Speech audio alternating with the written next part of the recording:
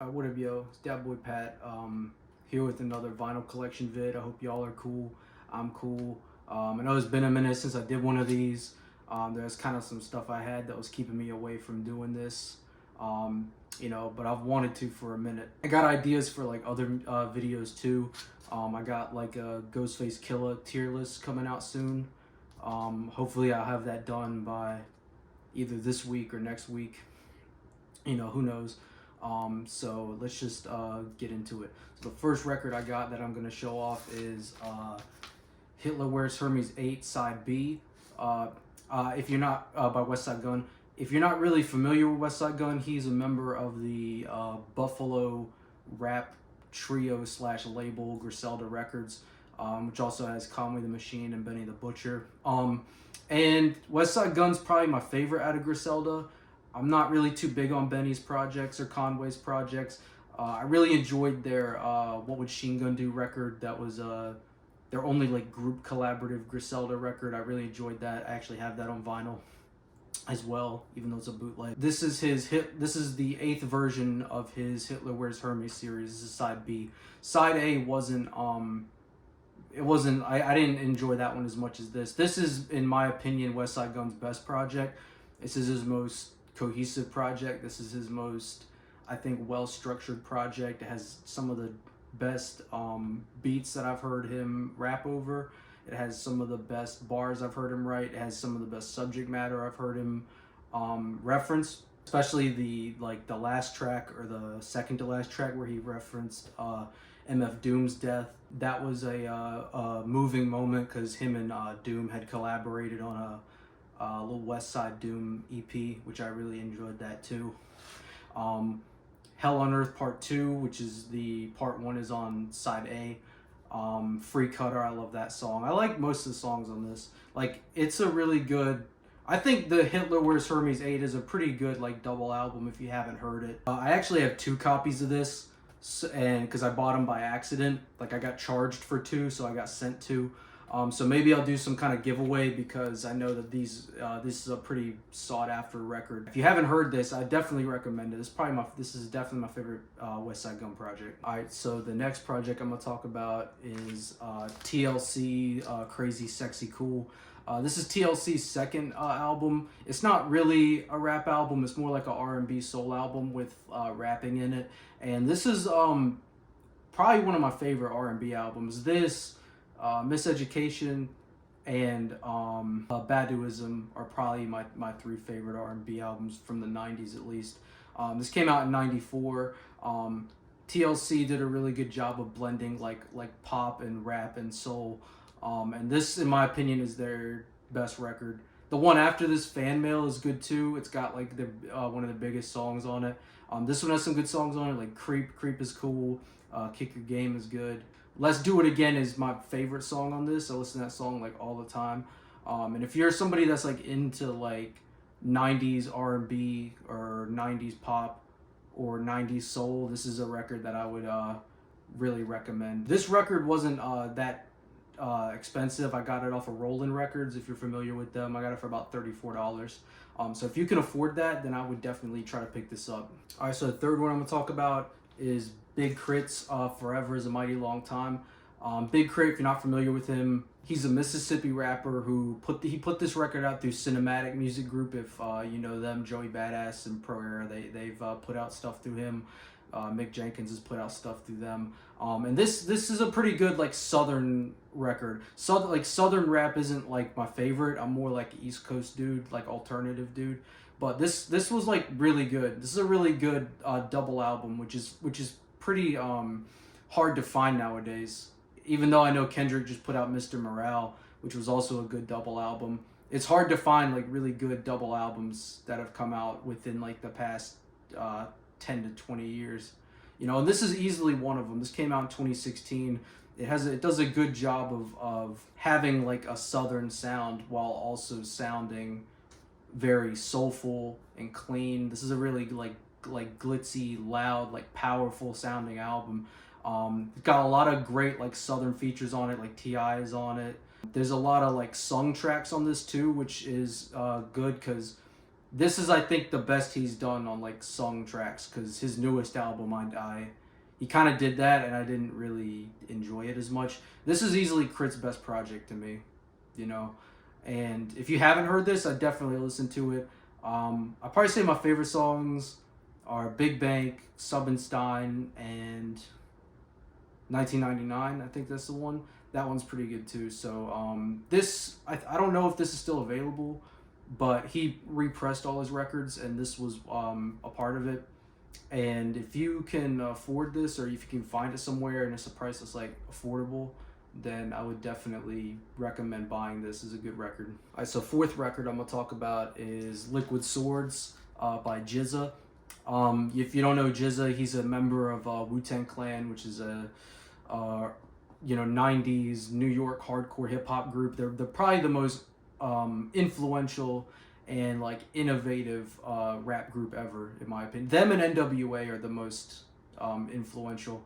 And GZA, this is his second album. He has an album before this, before he was with Wu-Tang Clan, called Words from the Genius, which I haven't heard that, but it just got put on DSPs, so maybe I will. But Liquid Swords, I love this album. This is in my top like 5 albums of all time. Not even for rap, just like in music in general. And I love this record like so much. Like, this is my favorite Wu-Tang project. This is my favorite like hardcore hip hop album. It has this like really dark like moodiness and like dreariness that a lot of records at the time, this came out in 1994, there wasn't really anything like this other than a lot of like Detroit like horrorcore stuff. This was like one of the first like really big prolific like dark albums that came out. Cold World, I love that song.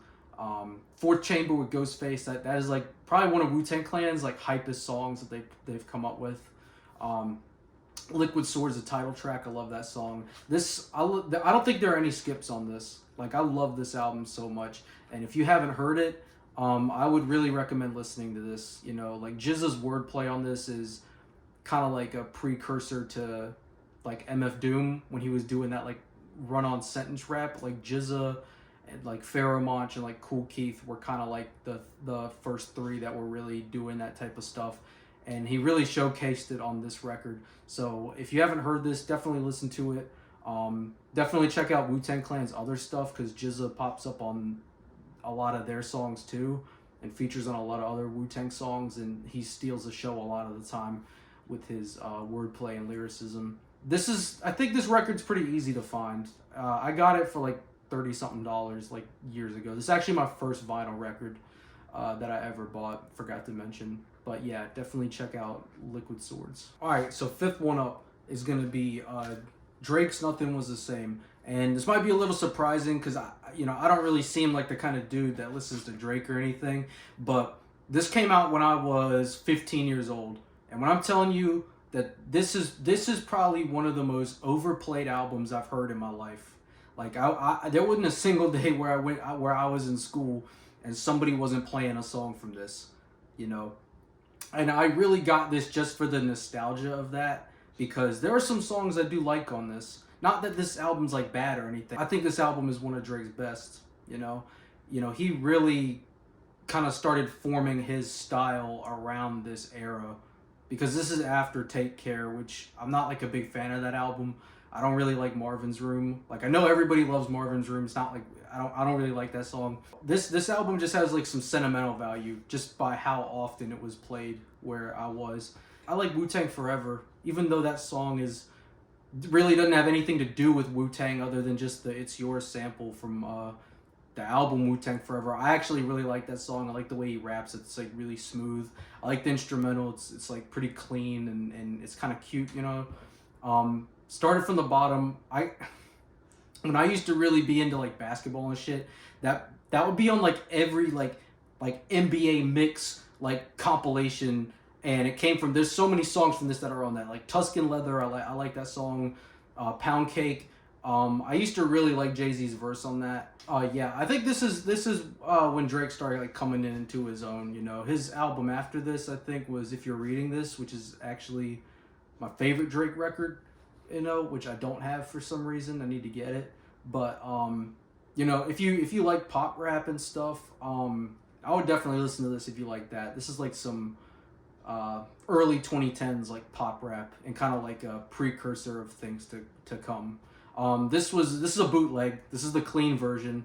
It's on white vinyl. They didn't say that it was clean, so I it's whatever. But yeah, so if you like pop rap, I definitely listen to this. All right, so the last one I got is Fugees The Score. This kind of influenced the last one. It kind of influenced like Nothing Was the Same. Like without this record, there wouldn't be like a lot of like rapper singers. You know, if you're not familiar with Fugees, they're a New Jersey rap trio who this is their second album. Their first album is Blunted on Reality, which is bad. This is like the definition of what their music is. Blunted on Reality was like what was trendy at the time. A lot of like hardcore, like Wu-Tang, Nas, Biggie type of shit. This is like them. This is them at their best. It incorporates a lot of like different genres of like soul and like jazz, because they're all like Haitian, like a lot of like that type of music into this. There's a lot of like references to that. There's a lot of references to like refugees. That's kind of like where their name is from. Lauryn Hill, she's like the best female rapper of all time. She's a great singer. Wyclef, same thing, except for the rapper part. I think he's kind of all right. But he's a really good singer. Praz, Ghetto Superstar. That's a pretty good song with ODB. But this album, yeah, I like this album a lot. I listen to this fairly often. Fuji Law, that's a great song. Killing Me Softly, that's like a super iconic song. They still play that on the radio.